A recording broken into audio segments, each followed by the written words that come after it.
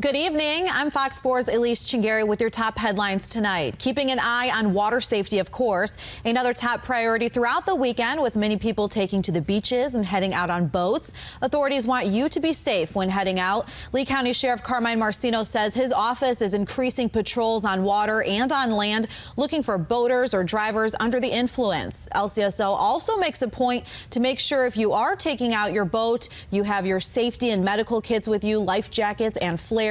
Here's more on how law enforcement is preparing for more people visiting during this busy holiday weekend right here in Southwest Florida. Our Marine unit is going to be out in full force.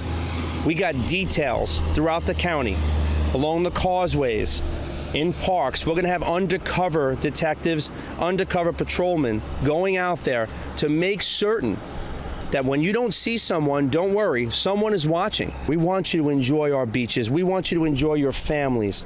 We just want you to do it safely. LCSO will have helicopters out, drones, and will use the real-time intelligence center to watch different locations throughout Southwest Florida to help keep everyone safe. Cape Coral Police Department plans to be out this weekend to increase DUI patrols. Advice from police: if you've been drinking, do not drive and consider other transportation. The reason for more patrols because Cape Coral Police says during holidays they constantly see more people drinking and driving. Strictly enforcing our driving laws. If we have drivers that are driving impaired, they'll absolutely be going to jail. Police ask that you call them if you see a driver swerving on the road, because this information could end up saving someone's life. Fort Myers police arrested a 17-year-old today for stealing a car in Charlotte County. The Fort Myers Police Department and Charlotte County Sheriff's Office teamed up to catch and arrest the 17-year-old who stole an unlocked vehicle. Officers responded to reports of a stolen Dodge Durango that you see there in the area of Edison Avenue and Midway. Authorities say when they found that SUV, the driver crashed it and everyone in that SUV got out and ran away. However, officers were able to catch up and detain that driver. The 17-year-old was charged for vehicle theft, probation violation, hit and run, resist without violence, and operating a motor vehicle without a license. Officers took the teen to the Lee County Jail. Fort Myers police urging everyone to keep their cars locked overnight to help avoid this kind of situation. And if you're still looking for some fun plans this Memorial Day weekend, check this out. A new water taxi service is helping people get from North Fort Myers to the downtown Fort Myers riverfront, making 4 stops along the Caloosahatchee River. The water taxi starts off at Pincher's downtown before making additional stops at Seacraft Waterfront Tiki, 3 Fisherman Seafood Restaurant, and the Fort Myers Yacht Basin. The owner of that water taxi tells Fox 4 that the taxi's been a huge hit so far, and he expects it to, well, be a busy weekend. People getting on downtown, seeing North Fort Myers is connecting the two of them to be a more universal community, to make it happen that way. And then a lot of the condos here in North Fort Myers, they don't need to go across the bridge anymore. They can jump on here, and then our last pickup's 8 o'clock at night. So it gives them plenty of time to get over there and have dinner and walk around and stretch the legs and get back on the boat and make it back home. The water taxi's hour of operations are noon to 8 p.m. 7 days a week, and all-day passes are $15. Now let's get a look at your forecast with Fox 4 meteorologist Andrew Shipley. Hi, Andrew. Hey, Elyse. Yep, another day of some stormy conditions for parts of the area. And if you're along the beaches, you've been lucking out. Great weather all day long. You can see most of the storm activity, Glades, Henry, Inland, Collier County, and then off towards the Atlantic coastline there. We could see some of these storms trying to we'll call build back towards the coastline as we get in towards this evening.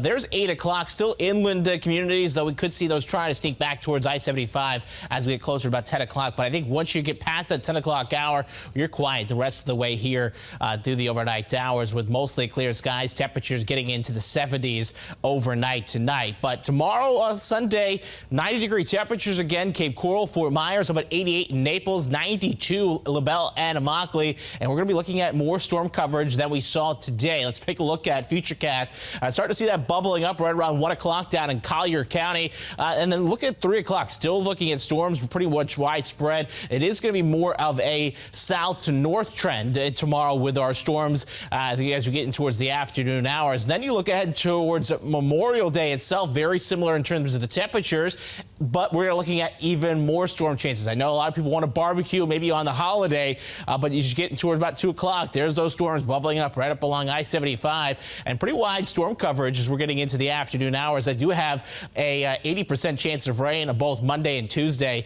as we head into the work week here. But this week is also big because it is the start of hurricane season, just 4 days away on June 1st. And we're tracking stuff out there. We usually don't talk about Pacific storms, but that season started on May 15th, and they have their first storm out there today, Tropical Storm Agatha.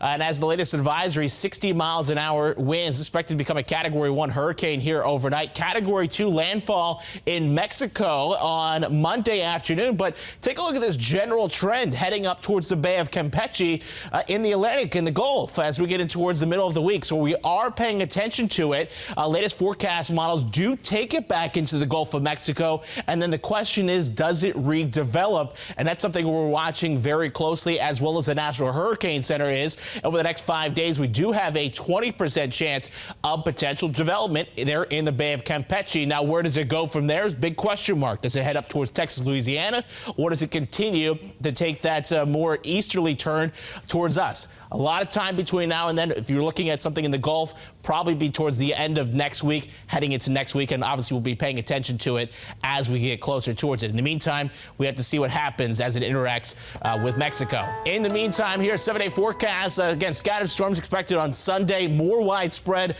Monday, Tuesday, and then coming back to more scattered in terms of our chances Wednesday, Thursday, Friday, and then picking up again our rain chances as we head into next weekend.